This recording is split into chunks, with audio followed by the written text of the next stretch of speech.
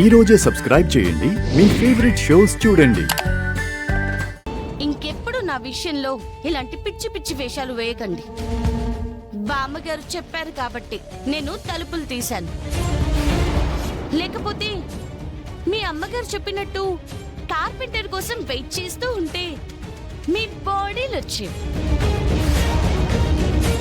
ముందు మీరు వెళ్ళి ముఖాలు కడుక్కుని రండి.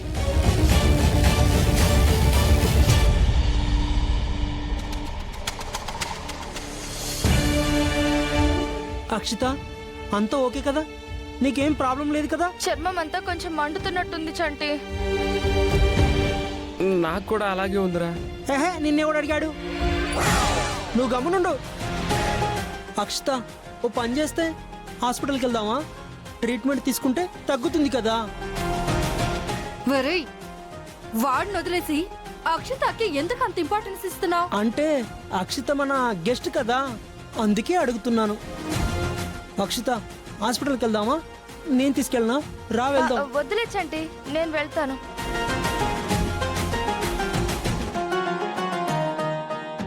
చిన్నమావి ఏంటి పెద్దమావి విషయం పట్టించుకోకుండా అక్షిత అంటే విషయం పట్టించుకుంటున్నాడు.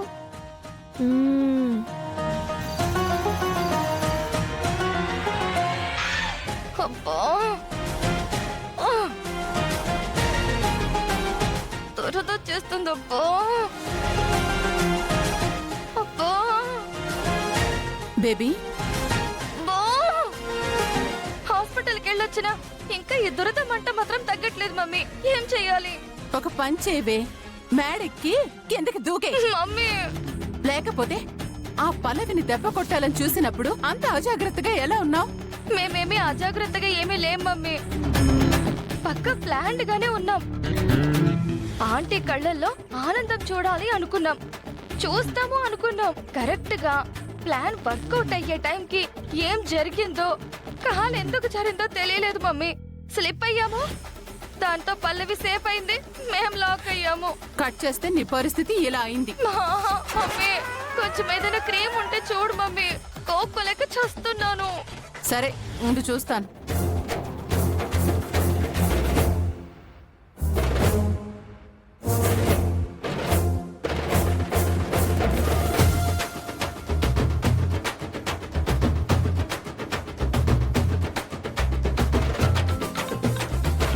ఇదిగో.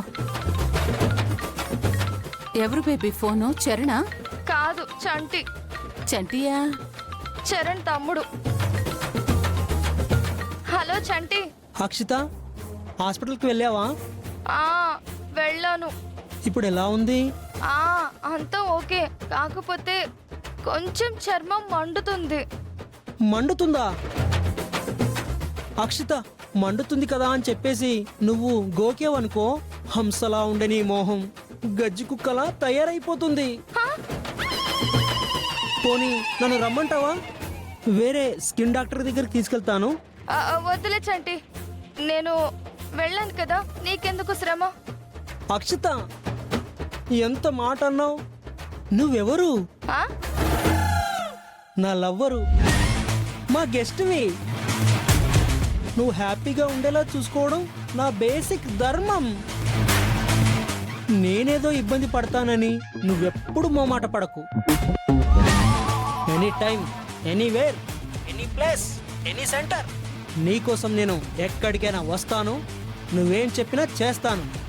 చాలా థ్యాంక్స్ చంటి. నేను నీకు కాకుండా ఇంకెవరికి చెప్పుకుంటాను చెప్పు? ఓకే, ఉంటాను చంటి, బాయ్ బాయ్.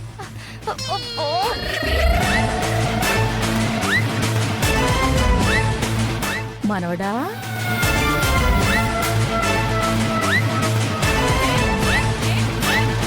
ఏరా మనవడా, ఏంటి ఎక్కడికైనా వస్తాను, ఎంత దూరమైనా వస్తాను అని భారీ భారీ డైలాగులు చెప్తున్నావు? ఎవరితో మాట్లాడుతున్నావు ఫోన్లో? అంటే నువ్వు లవ్ చేసిన అమ్మాయితో అన్నమాట. అవును బామ్మ. ఒరే, ఆ అమ్మాయి ఎవరో నాకు చెప్పరా? చెప్పాను కదా బామ్మ, ఇప్పుడిప్పుడే ఆ అమ్మాయి మనసులో నాకు స్థానం దొరుకుతుంది. ఆ విషయం నాకు క్లారిటీగా అర్థమవుతుంది. పూర్తి క్లారిటీ వచ్చాక ఖచ్చితంగా నీకే పరిచయం చేస్తాను. ఇంతకీ ఎవరా అమ్మాయి? బేబీ, నీ విషయంలో చరణ్ ఎగ్జైట్ అయ్యాడంటే ఒక అర్థం ఉంది. ఈ చంటి ఎందుకు అంత ఎగ్జైట్ అయిపోతున్నాడు? మమ్మీ, చంటిని తప్పుగా అనుకోవద్దు. నేనెవరో తెలియకుండానే నాకు 2-3 సార్లు చాలా హెల్ప్ చేశాడు. ఇప్పుడు నేను ఆంటీకి బాగా తెలుసు, అలాగే చరణ్ కి క్లాస్మేట్ అని తెలిసింది కదా, అందుకే వాళ్ళ అన్నయ్య మీద ఉన్న రెస్పెక్ట్ నాకు కూడా ఇస్తున్నాడు. నీకు ఇంకో విషయం తెలుసా?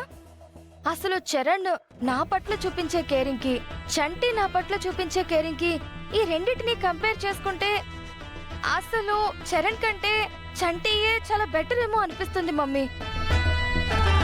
చంటిని పెళ్లి చేసుకుంటే హ్యాపీగా ఉంటానేమో అనిపిస్తుంది. నోర్మి బేబీ, ఏ టైంలో పడితే ఆ టైంలో ఎలా పడితే అలా మాట్లాడికే. పైన తదాస్తు దేవతలుంటారు. నువ్వన్న టైంలో వాళ్ళు తదాస్తు అన్నారనుకో, ఆ చంటియే నీ మొగుడైపోతాడు. ఏ, ఛీ, ఛీ, ఛీ, ఛీ, ఛీ. నేనేదో క్యాజువల్ గా అన్నాను. సర్లే, ఇదిగో ఆ చంటితో కొంచెం క్లోజ్ గా ఉండటం కూడా చాలా మంచిదేలే. ఎందుకంటే రేపు పెళ్లి చేసుకొని ఆ ఇంటి కోడలుగా వెళ్లాల్సిందానివి కదా.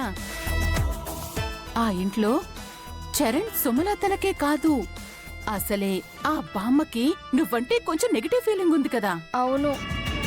ఆ చంటిని కూడా నీ వైపుకి తిప్పేసుకున్నావనుకో, ఆ బామ్మ ఒక్కతే నిన్ను అపోజ్ చేసినా పెద్ద కష్టమేమీ ఉండదు. అవును మమ్మీ, నేను కూడా తనతో అంత చనువుగా ఉండడానికి కారణం అదే. Good baby, very good.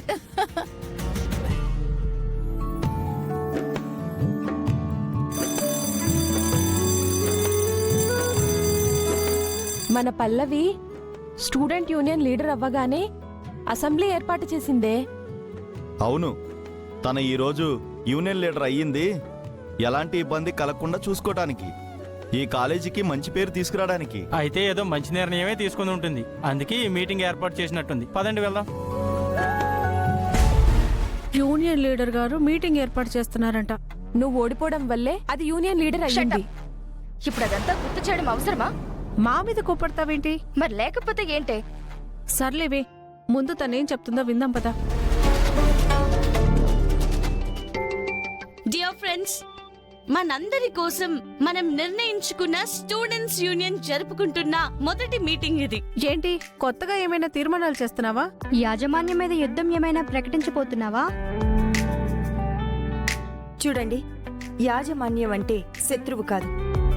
యాజమాన్యం అమ్మ అయితే స్టూడెంట్స్ అందరూ పిల్లలు. పిల్లలు తప్పు చేస్తే దండించే హక్కు అమ్మకున్నట్టే, అమ్మ తప్పుడు నిర్ణయం తీసుకుంటే ఇది తప్పు అని చెప్పే హక్కు బాధ్యత పిల్లలికి కూడా ఉంటుంది. మొన్న మనం చేసింది కూడా అదే.